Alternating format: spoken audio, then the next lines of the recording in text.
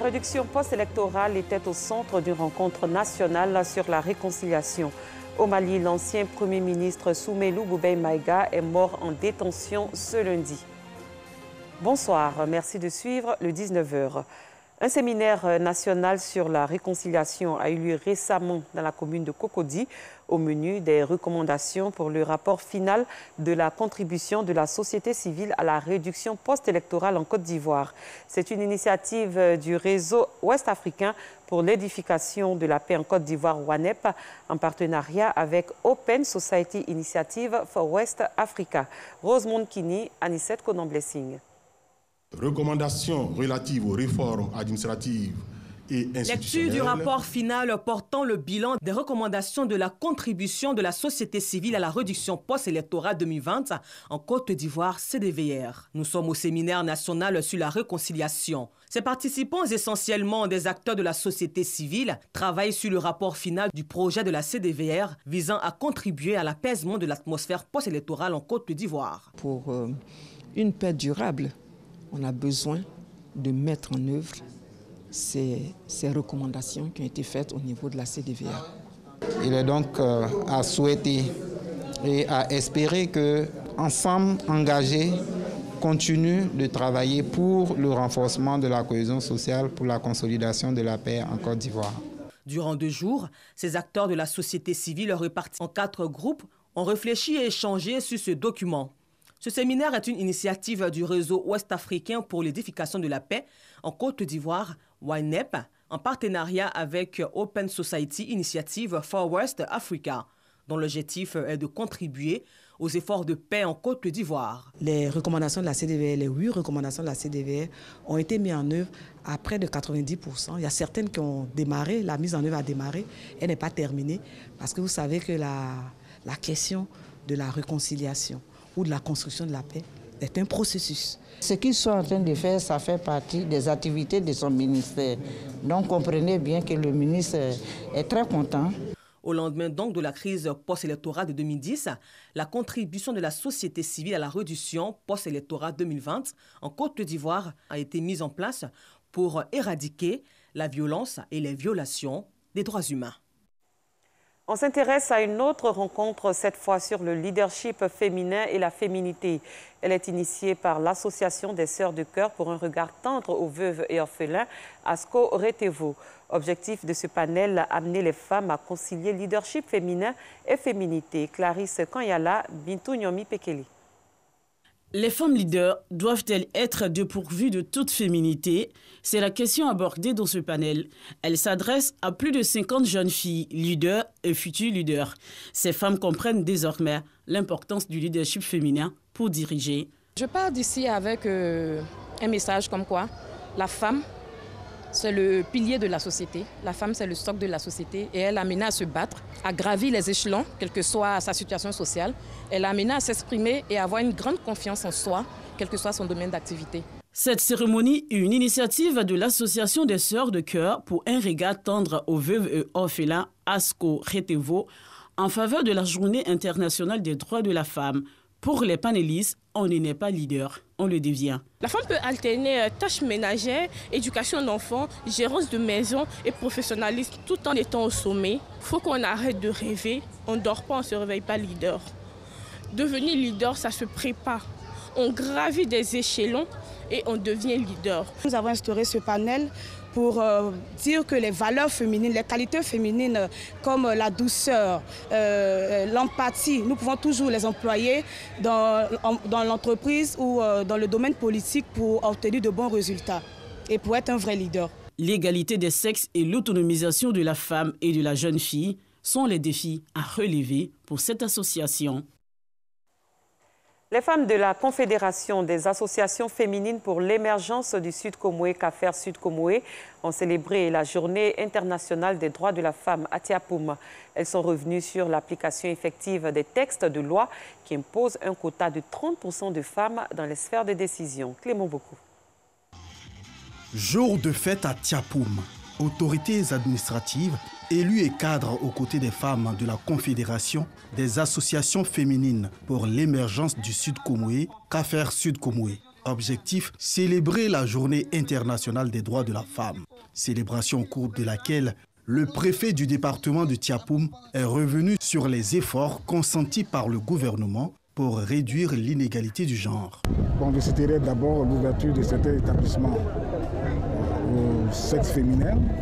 La gendarmerie aujourd'hui, la femme ivoirienne peut y aller pour avoir la formation qu'il faut. Il y a le corps préfectoral qui m'entoure là pour l'instant. Et puis aussi au plan politique, tout parti politique qui veut compétir à des assemblées locales où on prend les décisions là. Il faut qu'il y ait sur 100 places, 30 reviennent à la femme. Une volonté politique, mais non effective dans son application, selon la CAFER Sud Koumoué. D'où un plaidoyer en faveur du respect des 30% de représentativité des femmes dans les sphères de décision. Quand on va dans les institutions et qu'on voit que c'est 1%, c'est 10%, il y a quelque chose qui ne va pas. Si le gouvernement a décidé que les femmes puissent avoir les 30%, il faut que le gouvernement mette tout en œuvre pour que les 30% soient effectifs. Il y a beaucoup de possibilités, il y a beaucoup de manières pour le faire. La CAFER Sud Koumoué compte 12 fédérations et revendique plus de 1000 membres. Parlons santé. Le centre de santé de Gros-Gros dans le département de Tiébisso, au centre du pays, est désormais fonctionnel. Il a été inauguré hier en présence d'autorités administratives et politiques. Ce centre dispose notamment d'une maternité, d'un dispensaire et d'un hall de vaccination. Anicette Konon-Blessing. Fini le parcours de longue distance pour avoir droit aux premiers soins de santé dans le village de Gros-Gros, situé dans le département de Tiébisso. Les habitants de ce village vivent un événement heureux ce dimanche 20 mars, celui de l'inauguration du nouveau centre de santé. Un joyau qui ne laisse pas les filles et fils de Gros-Gros indifférents. Ces remerciements à l'endroit des membres du gouvernement, président de la République Côte d'Ivoire, pour sa politique sociale portée par le programme BPU dès 2011, particulièrement à vous, Madame et Messieurs les ministres, qui avez accepté de faire le déplacement à Gros-Gros. Pour mieux vivre, il faudrait qu'on soit en bonne santé. Nous, population de Gros-Gros, nous sommes plus qu'émus. Alors, nous sommes très contents et nous disons merci encore à notre père en chef. Quand je dis le père en chef, c'est qui?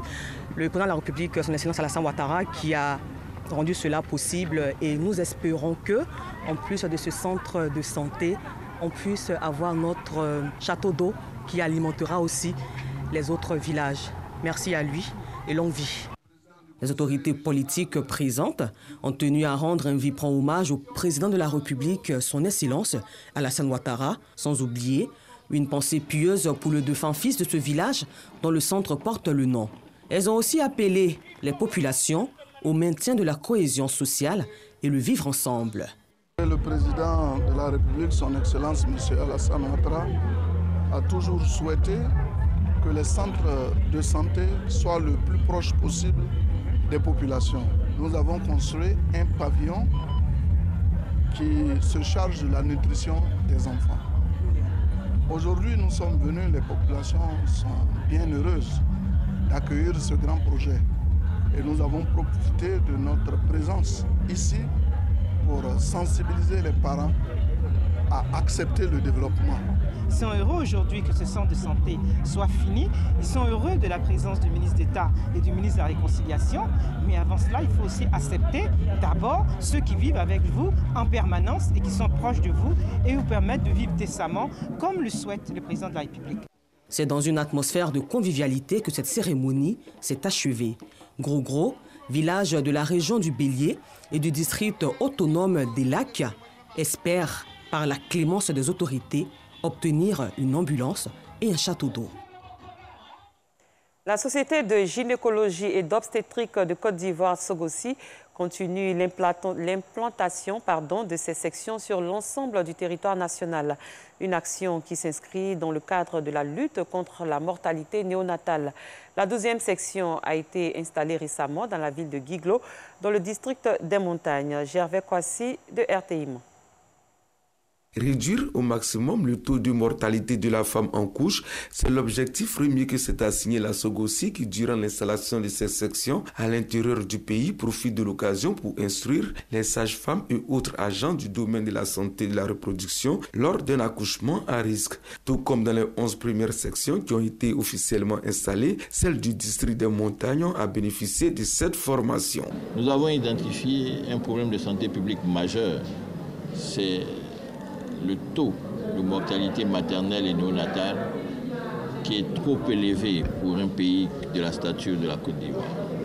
614 pour 100 000 naissances vivantes, ce qui classe la Côte d'Ivoire parmi les 15 pays au monde ayant un taux de mortalité maternelle au-dessus de 500 pour 100 000 naissances vivantes. Ce n'est pas digne de notre pays. La formation dispensée par la SOGOSI pour lutter contre la mortalité néonatale, selon les participants, est une bonne opportunité et n'en demandait pas mieux. Cette formation est la bienvenue et également l'installation de la SOGOSI dans la région parce qu'elle va nous aider à booster nos connaissances et pouvoir aussi réduire les décès maternels et infantiles. Voilà. Nous avons retenu vraiment beaucoup de choses, à savoir la prise en charge des HPP, comme on a l'habitude de le dire, les hémorragies post-partum et du HTA. C'est la bienvenue aussi parce que nous ne sommes pas à Abidjan, nous sommes jusqu'à l'intérieur. Et ce comité-là va nous permettre de prendre en charge nos femmes pour ne pas que le pire arrive. Le point focal de la SOGOSI pour le compte du district des Montagnes dévoile ses ambitions. Il nous appartient, nous qui sommes sur le terrain ici, d'aider à la réduction de cette mortalité maternelle. Donc par nos pratiques, par la pratique sur le terrain et par la formation, parce qu'une sage-femme, un médecin bien formé ne peut que bien pratiquer son art. Aucune femme ne doit perdre la vie en donnant la vie. C'est la volonté affichée par la SOGOSI qui veut se donner les moyens pour relever ce défi. Direction le département de Mankono, au nord-ouest du pays, précisément Marandala, chef-lieu de commune. Après 10 ans d'existence, les cadres de la mutuelle de cette localité font le bilan de leurs activités et définissent les perspectives pour 2022. Une action pour accélérer le développement de Marandala. Bintou Pekeli.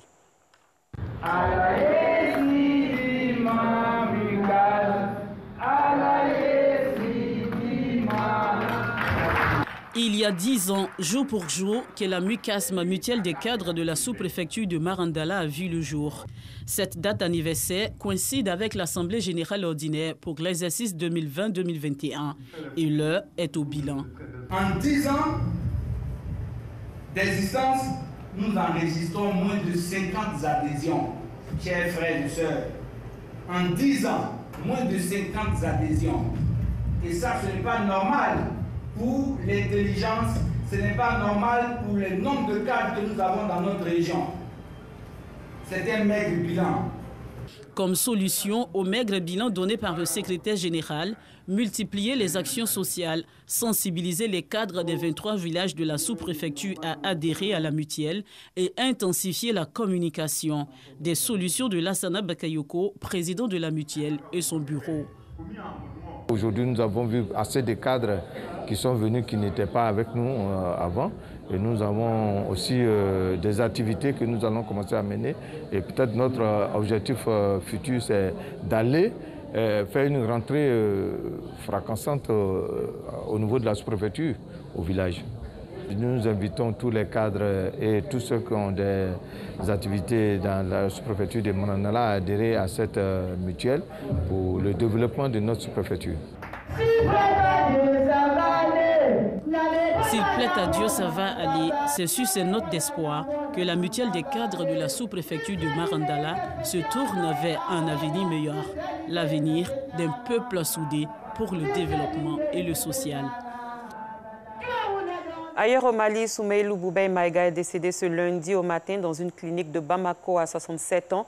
L'ancien Premier ministre avait pendant 4 mois été détenu à la maison centrale d'arrêt de Bamako. Il avait été transféré en décembre dans la clinique de Bamako où il est décédé aujourd'hui. Un Boeing 737 s'est écrasé ce lundi dans le sud de la Chine, près de la ville de Wuzhou, dans la région de Guangxi. Le vol MU5735 de China Eastern Airlines, qui avait pour destination Canton, transportait 123 passagers et 9 membres d'équipage. Ce journal est terminé. Merci de votre aimable attention. Très bonne soirée. Je vous retrouve demain pour un autre journal.